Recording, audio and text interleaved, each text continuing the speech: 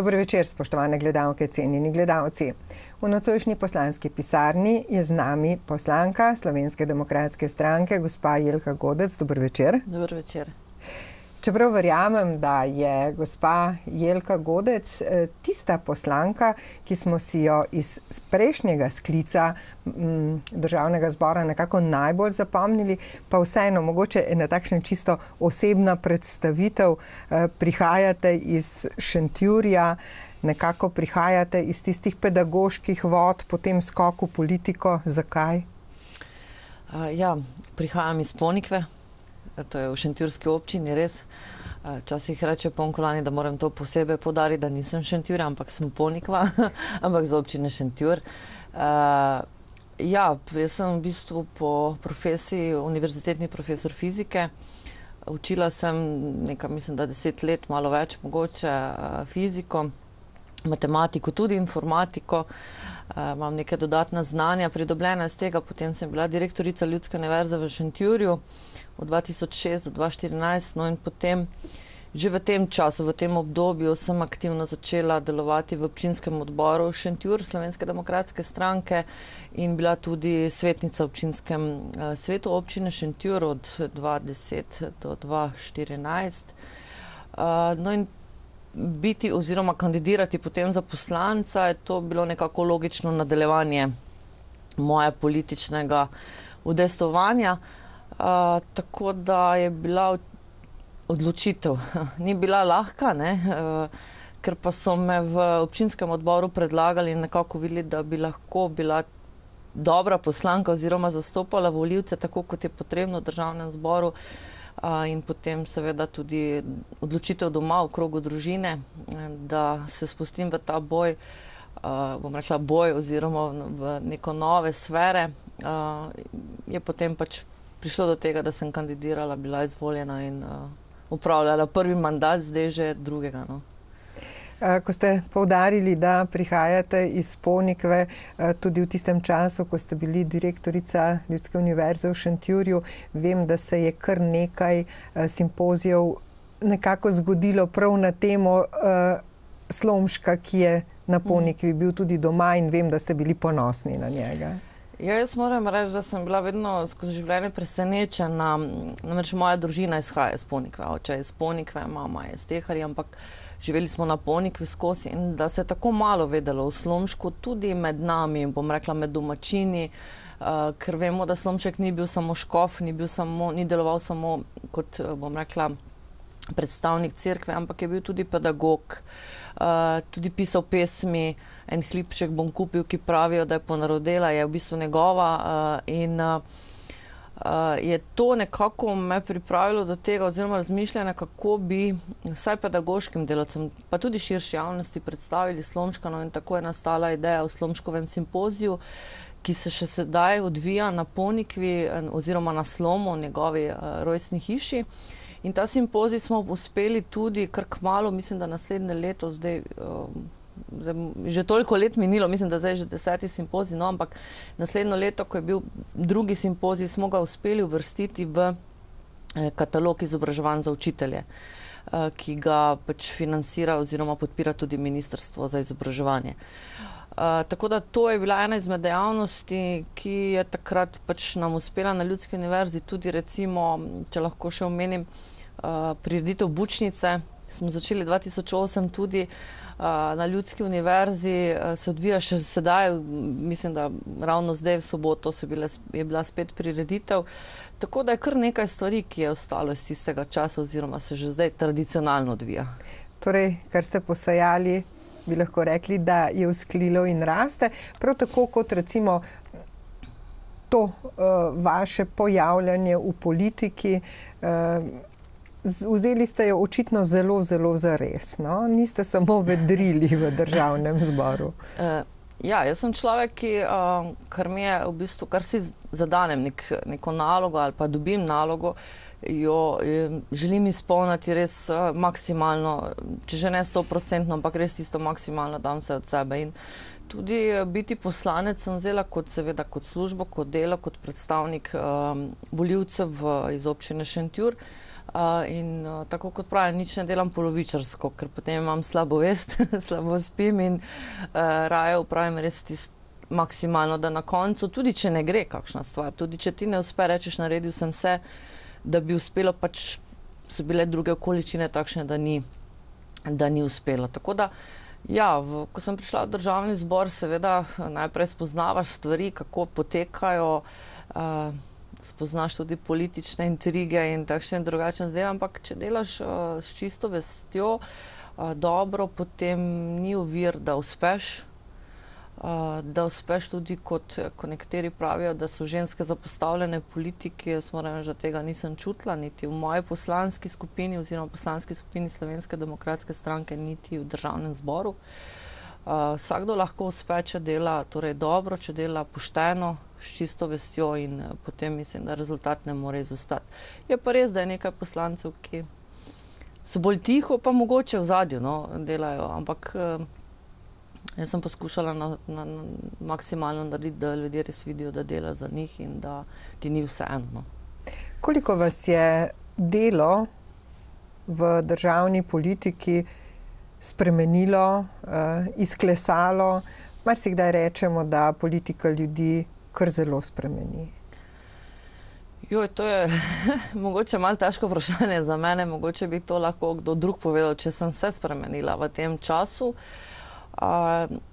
Jaz opažam mogoče ravno nasprotno, da ko postaneš poslanec, marsikdo misli, da si drugačen, da postaneš, nekateri mislijo celo, da si vzvišen, da morajo s tabo ravnati drugače. Recimo, jaz sem doživela tudi to, da sem se z nekom recimo tikala, prej smo šli na kavo normalno, potem pa, ko sem postala poslanka, je pa prišlo do vikanja in malo čudnega obnašanja, tako da jaz moram reči, da sama kot osebnost ne vem. Jaz imam še vedno prijatelje od prej enake in se pogovarjamo o druge stvari, ne o politike recimo. Drugače pa mogoče določene stvari jemlješ bolj previdno. Včasih mogoče tudi razmišljaš, kaj je v ozadju kakšnih izjav ali pa prošenj ali pa namigovanj. Tako da mogoče ja, malo bolj sem previdna pri stvareh, ne verjamem se na prvo žogo, naivnosti mogoče ni več toliko, kot je bilo prej. Pa tudi, no sicer to sem že prej, ampak vedno poskušam poslušati obe strani, bom rekla, če pride do nekih zapletov, da slišim obe strani, da poskušam obe dve strani razumeti in potem nekako speljati vmes oziroma pravim, ker tudi za vsako zadevo ali pa za prepira ali pa karkoli sta kriva oba dva ali pa ne, ni samo ena stran. Drugače pa ja, mogoče pravim malo bolj previdnost pri vseh zadevah. Vztrajnosti, poguma, včasih celo drznosti vam pa tako in tako tudi odprej ni manjkalo. To imate nekako v karakterju, a ne? Ja, verjetno je to v mojem karakterju, da se ne dam, da sem trmasta, da če mi nekdo reče, da neka stvar ne gre, da še bolj zagrizem in še bolj poskušam najti pot, da se cilj uresniči. Vsako stvar, ki je ideja, nikoli ne iščem problemov, ampak vedno rešitve takoj. Imate ljudi, ki jim rečejo, ne vem, naj nekaj naredijo, pa najdejo 1000 problemov, da se to ne da. Jaz sem ravno obratno, no, najdem, bom rekla, 1000 poti ali pa stvari, kako se to da. Tako da, gledajte, drznosti in tega, mogoče to leti na mojo preiskovalko, oziroma jaz ji pravim moja preiskovalka, pa preiskovalka, ki sem bila v Državnem zboru. Še enkrat, če delaš pošteno in s čisto vestjo, potem to ni več drznost, ampak drznost kot takšna, ampak je to tvoje delo in pravim, mirno spiš in ni nobenega problema, tako da, ja. Vse pravim, že prej, ko sem bila direktorica Ljudske univerze, je bilo, če vprašate moje sodelavce, kar nekaj, kot oni pravijo, norih idej, ki so se potem uresničile in pravim, še danes živijo. Spomniva v prvem poslanskem mandatu, torej 2010, 2014, 2018 ste nekako kot poslanka bili aktivni na področju zdravstva, tudi izobraževanja in sociale, ampak nekako vse vas nekako najbolj spomnimo iz te vaše, tako kot vi pravite, preiskovalne komisije. Ne? Ja. Ja, ta preiskovalna komisija na področju korupcije v zdravstvu je pustila kar nekaj, bom rekla, je kar odmevala, no, in je bila zelo dobro spremljena, tako kot od kolega Logarja na bankah. Mogoče ta malo bolj pri ljudeh, zato ker zdravje se dotika vseh, ne. Ja, in spremljati to zdravstvo, ki je danes, moram reči, ko vprašaš marsikoga tudi na strokovni ravni, da je res v razsulu, ko posluša zdravnike, kako v bistvu so izžeti, ne, kako so medicinske sestre izžete, kako je res narobe nekaj sistemom, po drugi strani pa vidiš, da so se nekateri okoriščali tudi z javnim denarjem, govorimo tukaj o javnem denarju, ne, v denarju davkoplačevalcev, ki ga plačujejo za zdravstvo, in da so se materiali preplačevali ne samo na žilnih opornicah, ampak tudi na vseh ostalih materialih, kar je pokazalo tudi Računsko sodišče za UKC Ljubljana, ne. Potem je to res odmevnost v javnosti bila velika. Moje delo na zdravstvu je bilo čisto slučajno. Jaz si tega nisem želela, moram povedati. Namreč v poslanski skupini na začetku mandata imamo možnost, da povemo, v katerih odborih bi radi delovali, ne. Jaz sem si seveda izbrala šolstvo, ki je moja primarna in tudi izobrazba, potem dobro socialo, zdravstvo nisem izbrala, ne. Ampak na koncu me je doletelo ravno zdravstvo, ker takrat mi je rekel vodja poslanske, nihče, oziroma težko je bilo dobiti koga od naših poslancev, da bi delal v zdravstvu, ker vsi vemo, da je res trdo delo tukaj, no. Tako da sem potem pač prevzela to v poslanski skupini in na koncu tudi so mi zaupali vodenje preiskovalne komisije, no. Spomnim se, ko sva se v zadnji oddaji pogovarjali, rekli ste toliko materijala, toliko stvari, kot ste jih preštudirali, mogoče nikoli prej tudi v času svojega študija, niste tako intenzivno. Ja, glede, materijala je bilo res veliko. Zdaj, če se spomnite, poleti je bilo, zdaj to poletje, da je specializirano državno tožilstvo na tožilstvo poslalo, ne vem, 30 škatelj za neko drugo zadevo v zdravstvu, ne. In če že sodišče tega, na sodišče, in da sodišče tega ne bo uspelo pregledati v 2 letih. Jaz sem toliko škatelj, pa še malo več, no, pregledala v, bom rekla, 3 mesecih oziroma do pol leta. Res, vsak dokument, vsak papir obrnala in najprej pa seveda se naučila, kolikor se je pač dala, no, strokovno, dala podučiti glede samega materiala, kako stvari potekajo. Tako da sem bila za nekatere na koncu zasitna, ker sem želela vedeti tudi, kako se operira z žilnimi opornicami, ampak želela sem vedeti vse zato, ker pač smo imeli priče, ki so bile strokovno sposobljene, zdravnike in tako naprej, in nisem želela, da govorijo, da pač priče povedo nekaj, kar jaz ne bom vedela v bistvu, zakaj gre. Torej sem želela poznati materijo res do zadnje pike. Potem pa pač tudi pregledala vse, oziroma glede javnih naročil, ampak to je bilo malo lažje, ker sem sama preko direktorica delala tudi javno naročila in sem vedela, kako zadeve potekajo.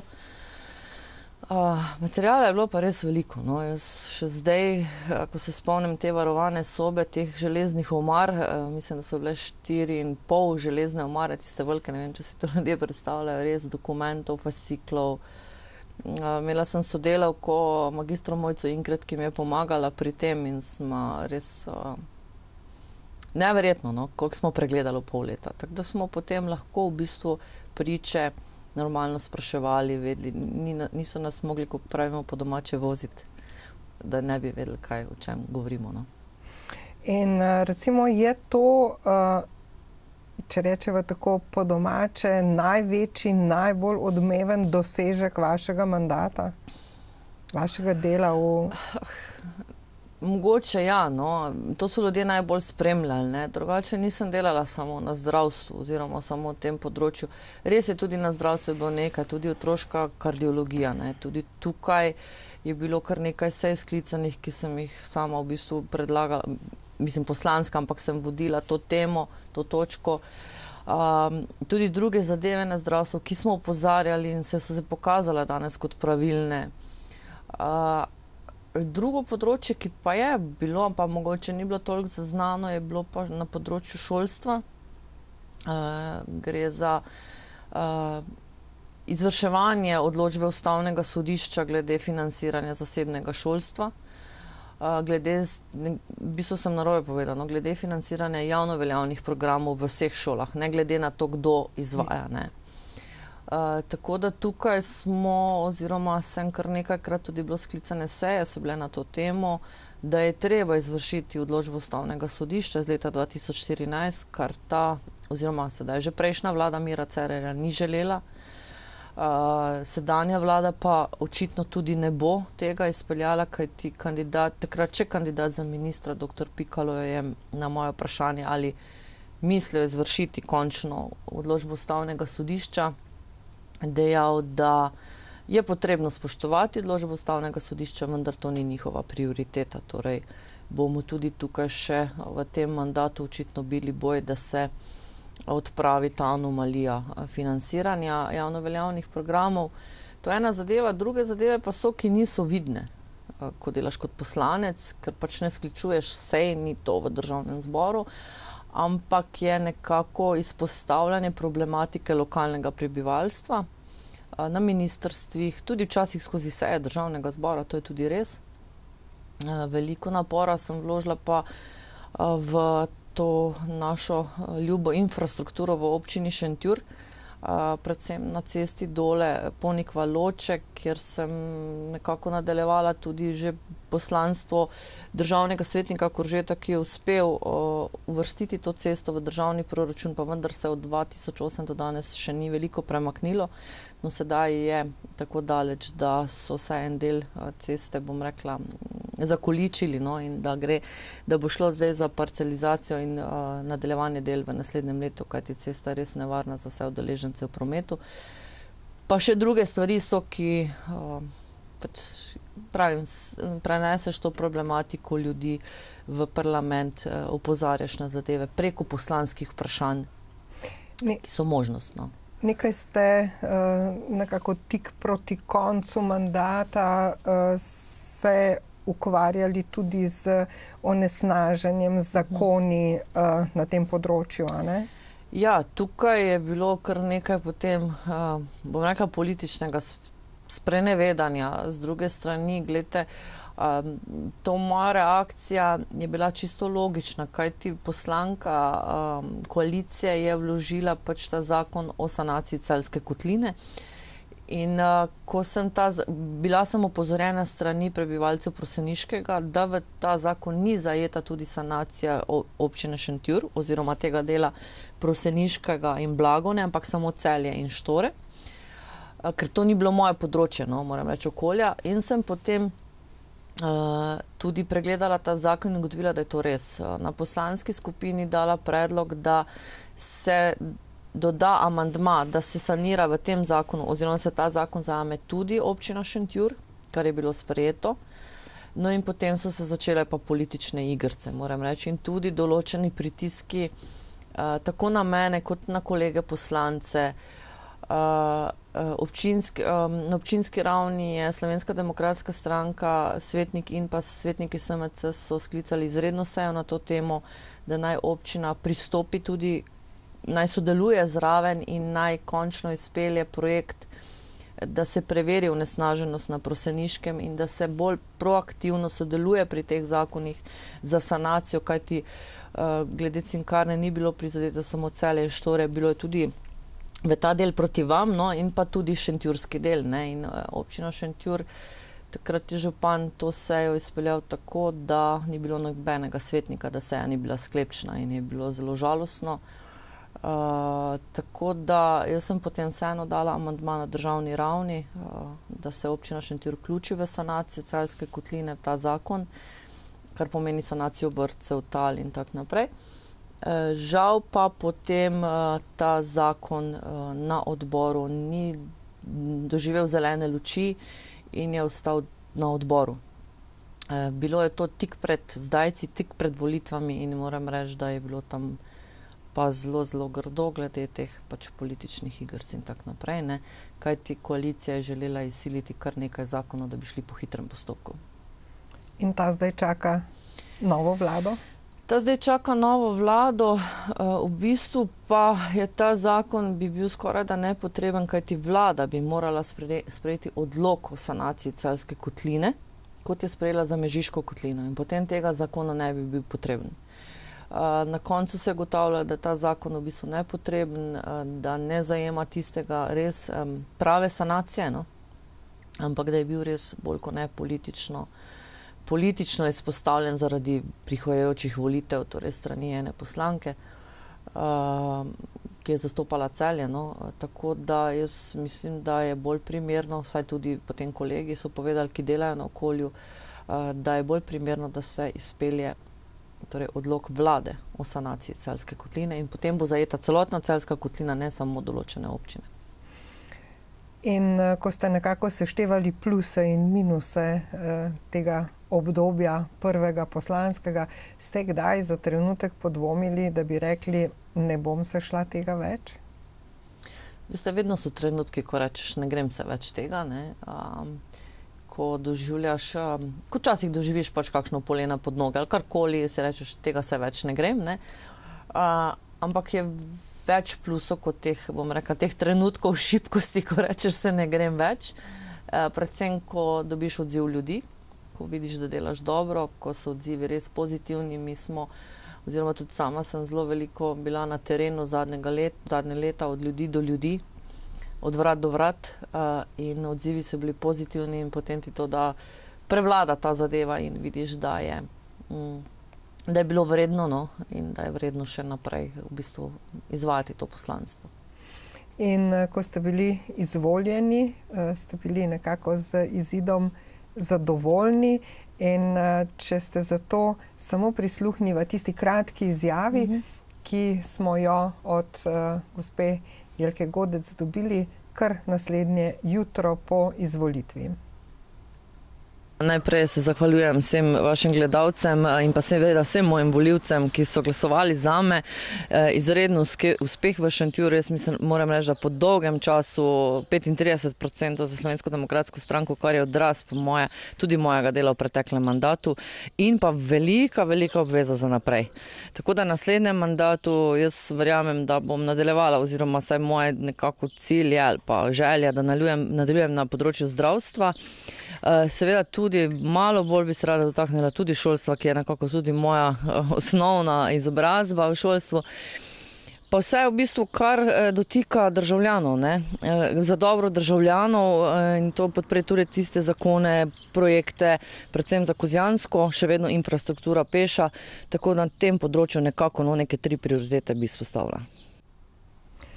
Nekako se po tematiki očitno ne premikate kam zelo izven tega delovanja, očitno ga poznate, na tem področju ste suvereni, pa mogoče omenili ste dobrih 35%, to pomeni res veliko zaupanje volivk in volivcev.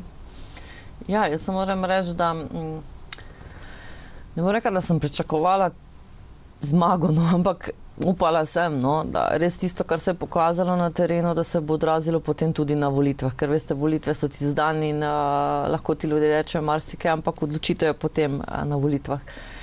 In ko sem videla rezultate občini Šentjur, da smo na vseh voliščih v bistvu zmagali, ne, dobili največ glasov, jaz moram reči, da sem bila presenečena, vesela in počaščena, no, da ti ljudje zaupajo takšen odstotek glasov tudi na področjih, ker sem mislila, da pač ni takšne podpore, ne. To veselje je bilo veliko, no, je pa bilo to, pa mogoče se sliši tako obrabljena fraza, ampak res to je bil tudi nekako to zaupanje je tudi potem obveza, zelo velika obveza, ne. Takšen procent je zame kar velika obveza, da ne razočaram ljudi, ne, in da poskušam prepričati še tiste, ki so na volitvah takrat dvomili v to, da torej dajo glas. Jaz sem v tem našem okolju oziroma naši volilni enoti je to za celo Slovenijo bil 5. rezultat po procentih, ne. In ja, v Slovenski demokratski stranki sem bila najvišje uvrščena ženska, bom rekla, in pa 5. po vrsti, torej Tako da je bilo že tudi več v Šentjurju, večji odstotek, ampak na prejšnjih volitvah 2014 je bilo ta odstotek 24 oziroma 25%, zdaj pa 35%. Torej, jaz mislim, da je moje delo pustilo velik pečat pri volivcih. Slovenska demokratska stranka je bila relativna zmagovalka letošnjih predčasnih parlamentarnih volitev. Vemo, da ste tudi podpredsednica Slovenske demokratske stranke. In če je bilo na eni strani pač nekako veselje, hvaležnost recimo za teh 35%, kako ste potem doživljali tiste tedne, ko vaša stranka nekako ni uspela sestaviti vlade? Glejte, to doživljanje, kako našo stranko nekako želijo izolirati, pa tudi nas poslance, ki dobro delamo v državnem zboru, iz Slovenske demokratske stranke se nekako vleče že od leta 2008 naprej.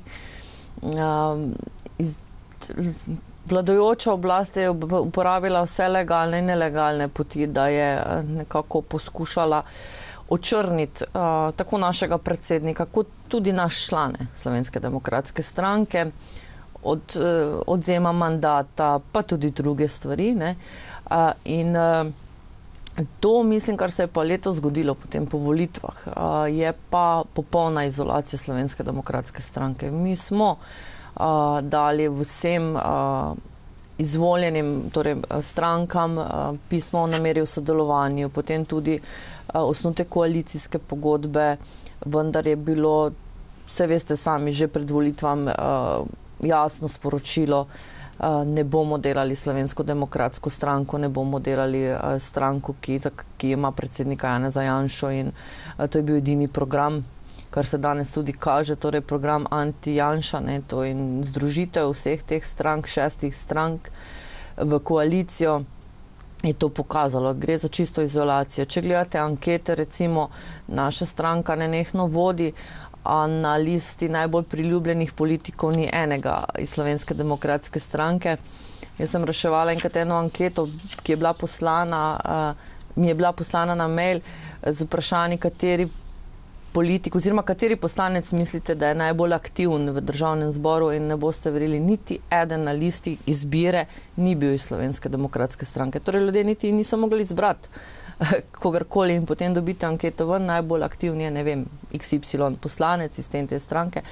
Slovenske demokratske stranke ni nikjer, gre za popolno izolacijo, po mojem mnenju, in to, kar se je zgodilo, torej tudi po volitvah, in temu dokaz.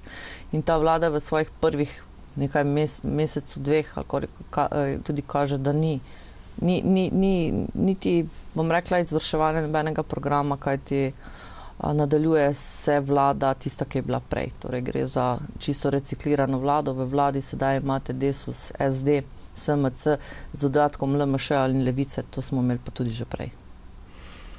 V tem mandatu delujete kot podpredsednica odbora za zdravstvo in kot članica odbora za delo, družino, socialne zadeve in invalide ter izobraževanje, znanost, šport in mladino. Je to tisto, kar ste si želeli? Ja, to je tisto, kar sem si želela. Tokrat sem dobila tisto, kar sem si želela. Sicer je zdaj več tudi poslancev Slovenske demokratske stranke, nas je 25, in je potem razdelitev med odbore lažja, ne, zastopanost lažje razdeli. Tako da sem dobila tista svoja področja, na katerih sem suverena, in verjamem, da bom lahko zastopala tudi svoje volivce in volivke. Podpredsednica odbora za zdravstvo, zakaj ne predsednica? Zakaj ne predsednica? To je dolga zgodba, zapletena zgodba, ampak je zgodba zopet koalicija-opozicija, ne. Vse pravna mnenja so bila, da je Levica opozicija, ne. Da je Levica koalicija, ker je pač podpisala sporazum z koalicijskimi strankami. Tako so se potem začela razdeljevati predsedniška mesta tudi v odborih, in ko je prišlo do zdravstva, je bilo kar nekaj zapletov, no, tukaj se je zapletala zadeva, in na koncu je koalicija izglasovala, da bo Levica imela zdravstvo, čeprav so rekli, da bi to naj vodili opozicijski poslanci. Tako da je potem bilo, češ Levica vodi zdravstvo, mi pa, torej Slovenska demokratska, pa samo podpredsedniško mesto.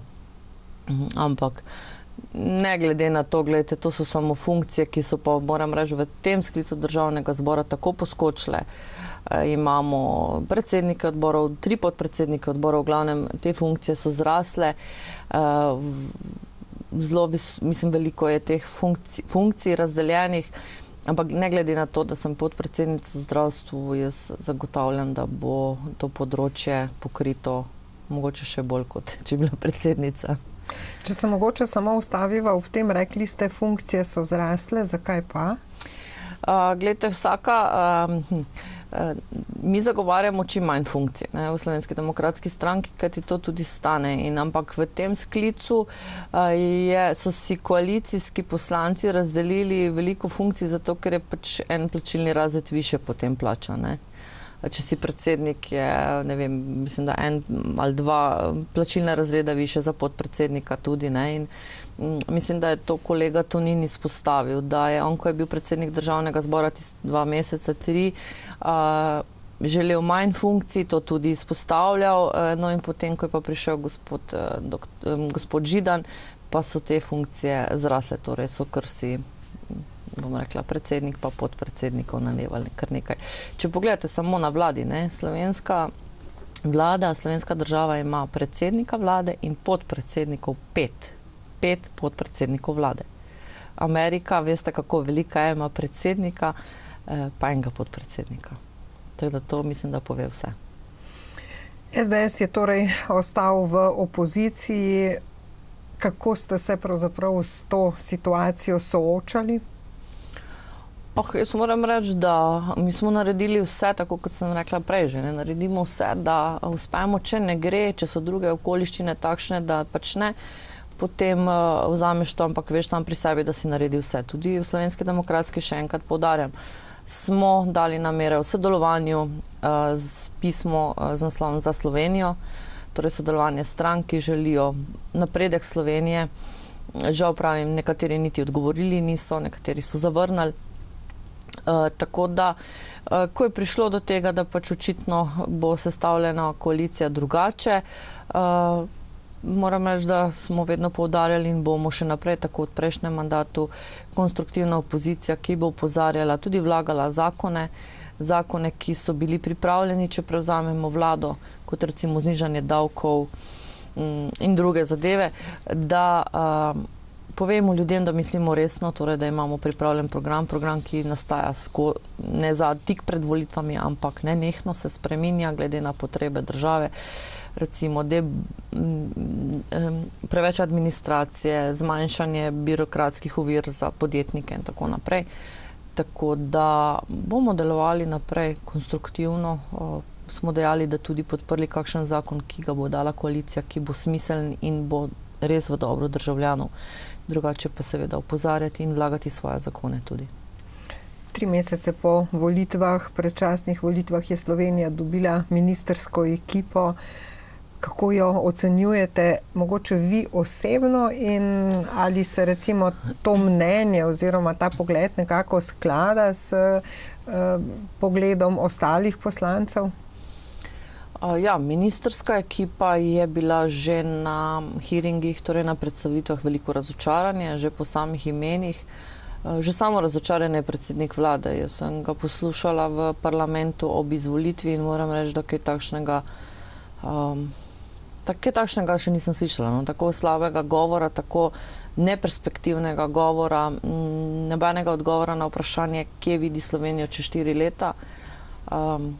Vse bolj silo, če bo, če ne bo, ne bo. Tako da ministrska ekipa, nekatere poznamo, nekatere ne. Nič novega, bom rekla, kadri so isti kot v prejšnjem mandatu, če ne na ministerskih mestih, pa na mestih sekretarjev, na mestih podpredsednikov vlade. Tako da, moram reči, veliko razočarane. Saj mislim, da so ljudje sami tudi opazili po teh predstavitvah, da nekako ni to, kar si Slovenija zasluži, oziroma kar bi Slovenija potrebovala, da gre v razvoj drugih evropskih držav.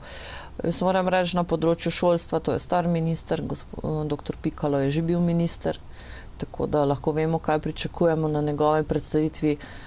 smo imeli pred sabo, saj mi poslanci Slovenske demokratske stranke, njegovo predstavitev iz leta 2013 in če primerjate današnjo oziroma letošnjo predstavitev, popolnoma iste besede. Mi smo celo brali že naprej, smo že vedeli, kaj bo povedal, tako da nič novega. Kar se tiče na Ministrstvo za delo, in tukaj je prevzela, zdaj mislim, da SMC, no, kandidatka SMC, gospa mogoče je odgovarjala na vprašanja zelo iskreno, saj zdelo se mi je in mislim, da če bo tako nadaljevala, bo težko uspela, kajti tam na tem področju so lobiji SD-ja zelo močni. Tudi sama je gotovila, da je kadrovanje v centrih za socialno delo šlo predaleč, da se je kadrovalo glede na to, kakšno ima kdo politično izkaznico, to je sama dejala, tako da veste potem, da bo tu prihajalo do takšnih in drugačnih trenj, kar ni prav, potrebno bi bilo delati, ne pa se politično kadrovati in obračunavati. Potem pa Ministrstvo za zdravje, ne. Razočarani ste bili, a ne? To ste jasno povedali. Ja, jaz moram reči, da sem bila razočarana, od gospoda Fakina sem pričakovala več. Zdaj, sicer to so besede... Več v kakšnem smislu? Glejte, mogoče ene stvari niso slabe, ki jih je povedal, ampak je vprašanje, če jih bo lahko izvedel. To je področje kadrovanja oziroma menedžmenta v bolnišnicah, ki peša. To se strinjamo vsi. Menedžment vodenje bolnišnic peša. To se je dovoljevalo dosti let, v zadnjem 4-letnem mandatu pa sploh, kajti ministrica Kolar Celarc je dovoljevala izgube, velike izgube. Nagrajeni so bili tisti direktorji, tiste bolnišnice, ki so ustvarili izgube za tem interventnim zakonom za 136 milijonov in vedno več bolnišnic je v izgubah. In to, kar je povedal samo Fakin, da tega ne odobrava, torej izgube in slab menedžment, se strinjamo vsi. Ne? Kako to rešiti, tudi je povedal nekaj rešitev, ne? Ampak vprašanje je, če bo to uspel narediti. Veliko vprašanje. Še enkrat, ker do sedaj, ne bom nikogar zagovarjala, se je kadrovalo na, bom rekla, politično in nestrokovno. In zato imamo danes to, kar imamo v UKC Ljubljana in tako naprej. Ampak pravim, to bi lahko posebno oddajo naredili glede tega. To ni bilo slabo. Razočaral me je na besedah, ki jih je izrekel tam nekje proti koncu, ko je dejal, denar sledi bolniku, vse so storitve plačane. Tukaj pa sem videla, da v bistvu stvari, tukaj pa je bilo veliko razočaranje. Denar v Sloveniji ne sledi pacientu, daleč od tega. Če bi denar sledil pacientu, bi bile stvari drugače urejene. Davkoplačevalski denar, javna storitev, javni zdravstvo je čisto vseeno, kdo ga izvaja. Pomembno je, da je bolnik oskrbljen za ta denar, ki je plačal, da se točno ve, kje je osnovna košarica zdravstvenih pravic, da se točno ve, da ne vem, je čakalna doba za to toliko, 3 mesece, 2 meseca, ne 2 leti, v glavnem popolnoma druge stvari. Ta javni denar, ki ga plačujejo bolniki, je čisto vseeno, torej ali gre v javno bolnišnico ali k zasebniku, če izvaja koncesije oziroma če izvaja javni te zadeve po osnovni košarici, samo da je pacient dobro poskrbljen za njega in da ni teh dolgih čakalnih dob. Mi pa tukaj zaviramo in koncesionarje in zasebno zdravstvo, pa ne narobe razumeti, ne govorimo o privatizaciji, daleč od tega, ampak potrebno bo naše zdravstvo odpreti, ker javno zdravstvo, torej javne bolnišnice, državno zdravstvo, torej državne stanove, očitno niso sposobne izvesti vseh storitev nekvalitetno, nekvantitetno, popolnoma odpovedale zadeve, so tukaj odpovedale zadeve. Pa še ena zadeva, ki jo je Fakin izpostavil, je monopol zavarovalnice. Nikjer v svetu nimate monopola zavarovalnic, tukaj pa ima Zavod za zdravstveno varstvo popolni monopol, nobenega nadzora nad plačilom storitev in je to pa je tisto, kar je v bistvu veliko razočaranje sedanjega ministra, pa mislim, da niti še sekretarjev, edini minister, ki nima sekretarjev, Tako da sploh vprašanje, kako bo vodenje potekalo. Ko ste omenili državne sekretarje, mislim, da ste vprašali in takrat niste dobili odgovora, kako bo minister izbral državne sekretarje. Očitno odgovora še zdaj nimate. Ne, jaz sem, ker je gospod Fahin poudarjal, da bo izbiral striktno strokovno in člane sveta zavodov in direktorje, potem mora tudi sekretarje strokovno izbirati, ker to je občutljivo področje, pa tudi ostala, ampak odgovor je potem po drugem vprašanju mojem bil, 2 sekretarja sem si zadržal zase, torej po svoji izbiri, druga 2 je bilo pa tišina, torej pomeni politično bodo pač očitno kadrirali. Bodo pa 4 sekretarji. Glede, te funkcije, tako kot sem prej povedala v državnem zboru, so se razbohotle. V naši vladi je predsednik vlade, Janša takrat, to so mi kolegi povedali, minister in en sekretar je dovolj. Zdaj imamo minister in 4 sekretarje. Mislim, pa še stvari ne delujejo, tako kot bi mogli. Pred kratkim so preiskovalci NPU-ja, torej Nacionalnega preiskovalnega urada in kriminalisti na 16 naslovih izvedli hišne preiskave v povezavi z nakupom žilnih opornic. Takrat smo želeli tudi vaš komentar, pa mogoče nam ga poveste še sedaj, kje so preiskovali, koga, zakaj, a je to zdaj tisto ali to še ni tisto? Zdaj jaz vem toliko, koliko je bilo v medijih, koga so preiskovali in kje, to so lahko ljudje videli v medijih, preiskovali so torej zdravnike v bolnišnici in mislim, da na domovih in 2 pravni osebi. 2 pravni osebi, to pomeni 2 dobavitelja. No? Jaz, ko sem to spremljala skozi dan, sem čakala, kdaj bodo upravili, oziroma kdaj se bodo pojavila imena, ki so ključna v tej zgodbi. A vi jih poznate? Ja, sej to je bilo v preiskovalni komisiji jasno povedano. Mi smo dali naznanitve sumov kaznivih dejanj za direktorja Vrhunca UKC Ljubljana, za nabavnika urana, enako v Mariboru. Dali smo za dobavitelja Mark Medical, za odgovorne v Mark Medicalu.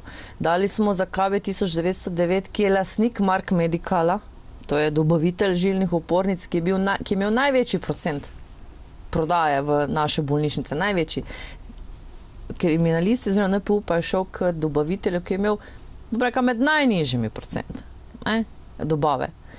Tako da je to, jaz sem potem tudi v različnih medijih povedala, pesek v oči, to je samo češ, da se nekaj dogaja, tudi glede na našo preiskovalko, moram pa reči, da imena, ki so bila omenjena potem tisti dan, nekatera imena niso bila vključena v našo preiskovalno komisijo, tako da mogoče, da so razširili, ne vem, še kakšne dodatne informacije, je pa to bila posledica našega končnega poročila in vmesnega poročila, ampak še enkrat poudarjam, ni bilo ključnih akterjev. Ponovno se je šlo na zdravnike, ki so samo tisti, ki vzdržujejo to verigo, kajti če zdravnike prekineš, potem dobavitelj ne more več dobavljati tako, kot bi si želel, ni več teh provizij, ampak potrebno je pogledati tudi dobavitelje, predvsem dobavitelje, ki so imeli zelo velik tržni delež, to je čez 90%, to je bil Mark Medical iz Sežane, ki je imel matično podjetje v Italiji, katerega lastnik je KB 1909, ki je bila tudi lastnik Mladine, ki je bila tudi lastnik drugih podjetij v Sloveniji in mi smo dali tudi naznanitve sumov kaznivih dejanj davčne utaje za to podjetje, kajti Mark Medical iz Slovenije je nabavljal material iz Italije in vprašanje, kakšne so bile tukaj cene vmes, koliko provizije je tam ostalo. Tako da ključnih akterjev ni bilo in jaz pričakujem, da v nadaljevanju bodo potrkali na ključne akterje v tej zgodbi. In če ne bodo? Potem je bilo delo? Ne, ni bilo za manj. Jaz mislim, da ne, če ste mislili, da je bilo za manj. Ne, jaz mislim, da delo ni bilo za manj. Ljudje so videli skozi te priče, skozi naše delo, so ljudje razumejo zdaj, kje in kam je odtekal denar. Če se ne bo zadeve reševale, torej res pri glavi, potem je žalostno, potem kaže to na vse na to, kar nenehno opozarjamo v Slovenski demokratski stranki, da naš pravosodni sistem ne deluje.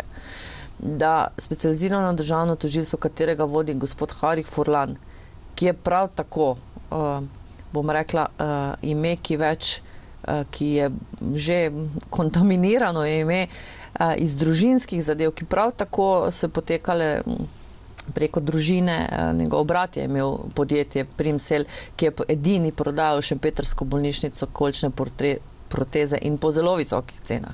In ko se je to ugotovilo, je zaprl podjetje. In vodja specializiranega državnega tožilstva, gospod Hari Furlan, je 7 let že na tem mestu, pa nima niti ene končane zadeve. Pa smo zdaj, bom rekla, in naša preiskovalna komisija je dala gradivo z dokazi, pa Anžetova od gospoda Logarja, dr. Logarja tudi, pa še vedno nič. Ne. In to dokazuje na to, kar ne govorimo. Naš sodni sistem oziroma ta veja oblasti ne deluje dobro in ne deluje neodvisno, kot pravijo. Zelo veliko se je v javnosti govorilo o UKC-ju Ljubljana. Vemo pa, da ste se nekako pred poldrugim mesecem srečali v Mariboru z vodstvom UKC Maribor. Tudi tam stvari niso takšne, kot bi si želeli ali jih pričakovali.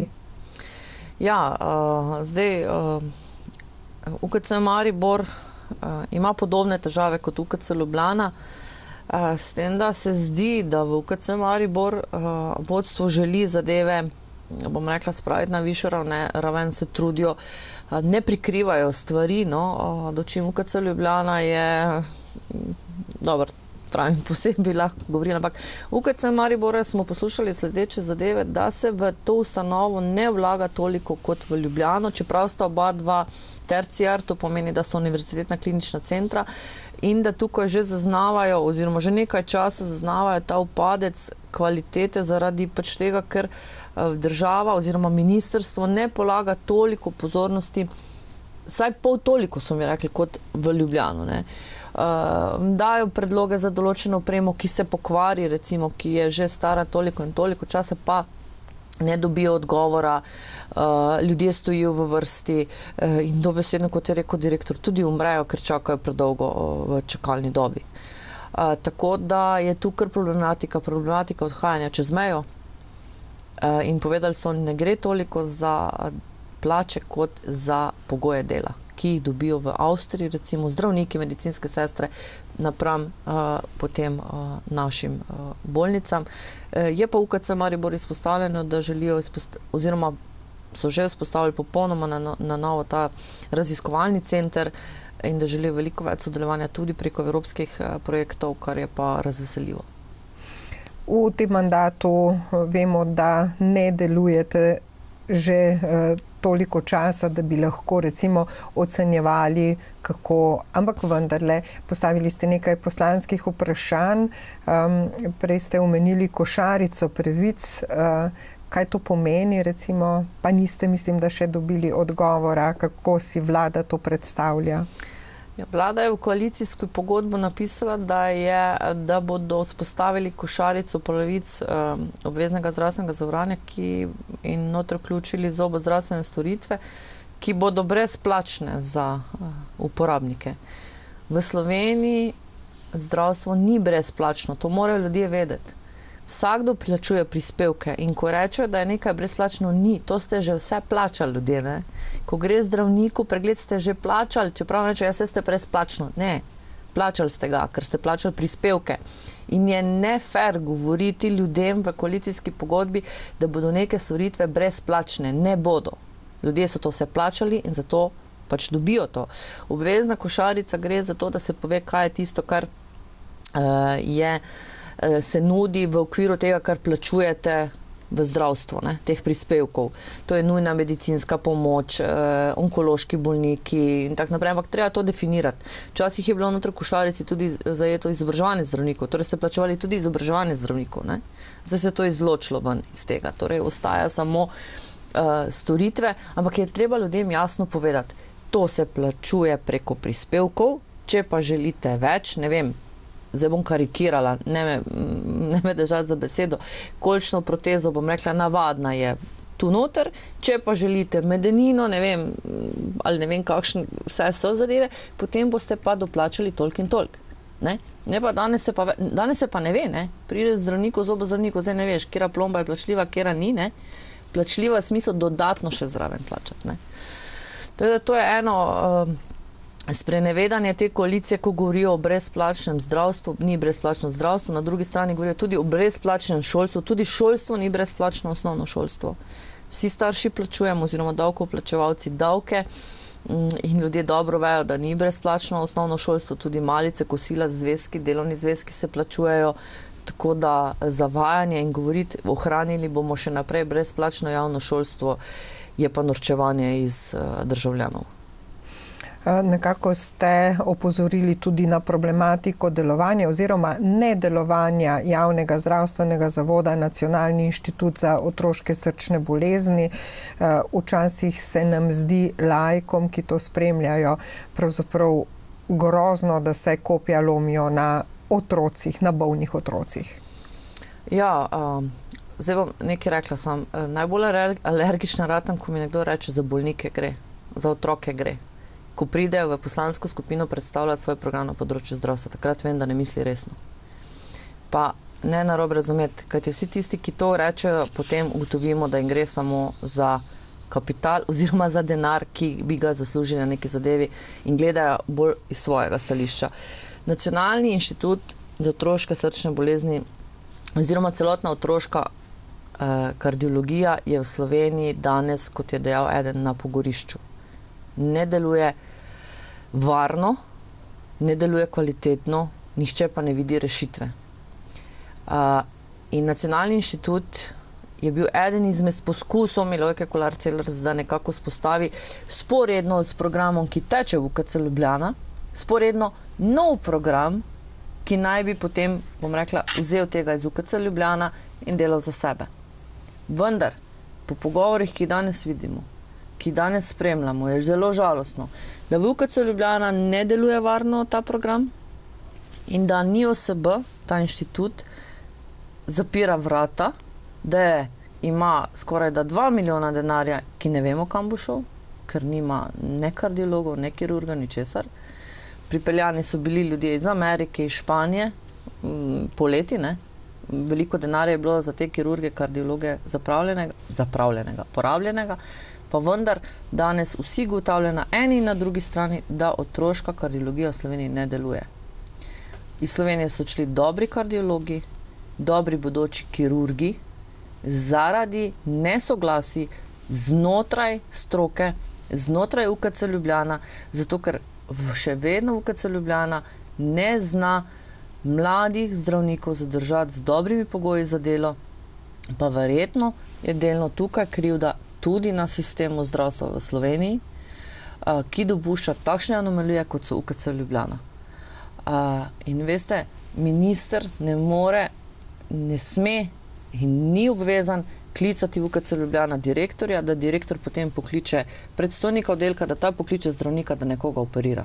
To se v Sloveniji dogaja. Ko sem jaz to poslušala, da je minister mogel, to je nepojemljivo. UKC Ljubljana direktor je odgovoren za strokovno in drugačno upravljanje vseh teh klinik, ki so pod njim. Ministrstvo mora pa zagotavljati dobre pogoje, sistemske pogoje, da lahko zadeve funkcionirajo. Minister ni obvezan urejati operaciji nekomu, oziroma nekomu odrejati, da se operacija zgodi. In to, kot ste dejali, pri otrocih. To je pa zelo žalostno.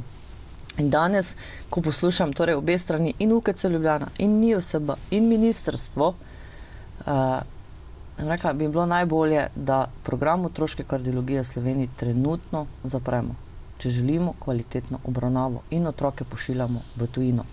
Kar je žalostno, jaz se s tem ne strinjam kot tako, ampak če drugače ne gre, potem je bolje, da vrata zapremo in začnemo na pogorišču graditi popolnoma nov program otroške kardiologije, ki bo čez 5 let, ne tako je treba ministrica, čez 3 mesece bomo imeli nove kirurge, kardiologe, čez 5 let zaživel na novo, z dobrim kadrom, ki ga imamo v Sloveniji, samo potrebno ga je zadržati, izobraziti v tujini, potem pa, ker nimamo doma strokovnjakov, so potrebni tuji, da jih izobrazijo in potem nadaljevati. Ne pa se igrati, tako kot ste dejali, za življenji tistih naših najmlajših. Zdaj so nekako mogoče se res teh tem dotaknili: zdravstvo, šolstvo, kaj pa družina, socialne zadeve, invalidi, kje pa smo tukaj na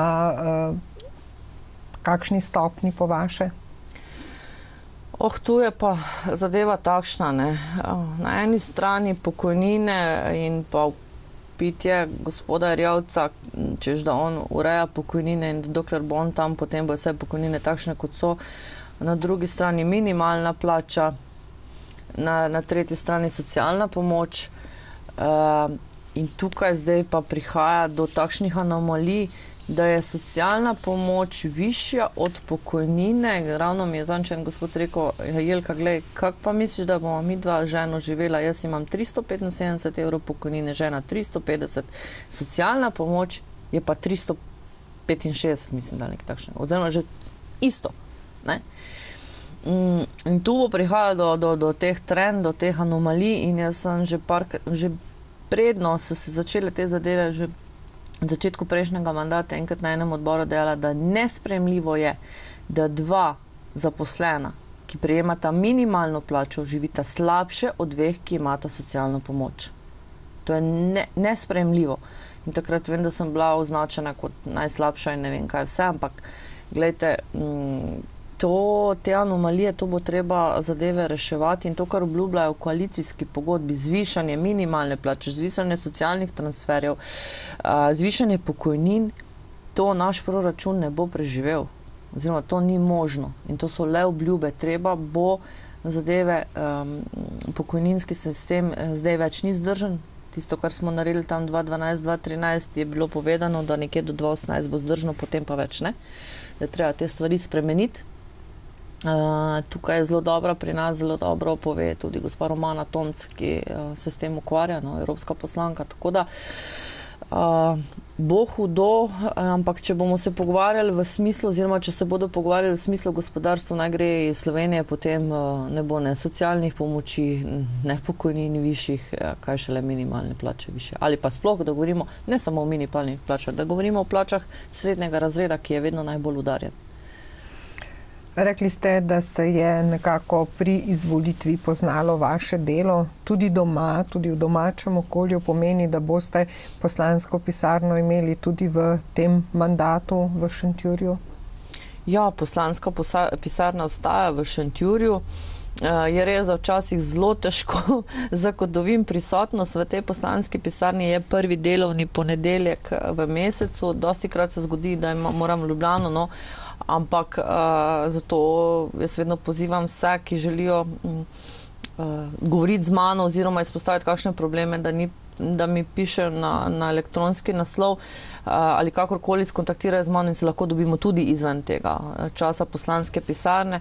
Torej, drugače pa ostaja, jaz upam, da bo strani občine prišla podpisana tudi pogodba, sicer zdaj še ne vem, ali so že podpisali ali ne, tako da ostajam tam, kjer je bilo na Mestnem trgu 2 v Šentjurju, ja. Je naporno? Živite v Ljubljani, se vozite domov? Ne, jaz se vozim vsak dan domov. Je naporno zaradi slovenskih cest, ki bi rabile že tretji pas, avtocesta, ljudje poznajo verjetno Štajerko, Štajerka, če poslušate jutranje obvestila ali pa sredi dneva, ali je nesreča, ali je delo na cesti, kakorkoli. Včasih sem potrebovala 1 uro iz Šentjurja oziroma od doma do Ljubljane, zdaj že ura pa pol, čisto normalno, do 2 uri. Včasih je naporno, ampak nekako še zdržim, vozim pa se domov zaradi družine. Jaz težko si predstavljam, da bi bila jaz v Ljubljani, družina pa doma. In se tudi v tem mandatu ne boste odločili biti v Ljubljani?